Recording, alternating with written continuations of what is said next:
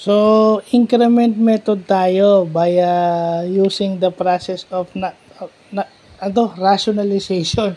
Increment method by using the process of rationalization kasi may radical tayo sa given. So, alam naman natin, pag may radical na given,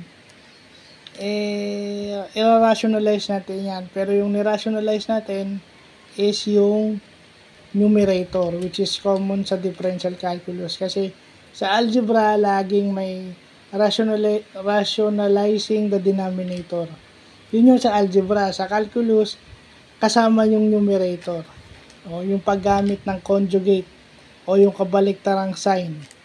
So, yan, increment method by using the process of rationalization and conjugate. Ayan.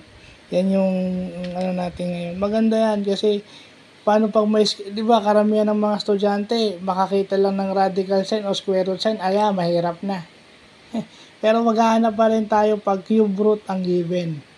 Hindi tayo titigil, dapat iba't ibang given, kaya nating isolve hanggat maaari. So, yun yung silbi nun.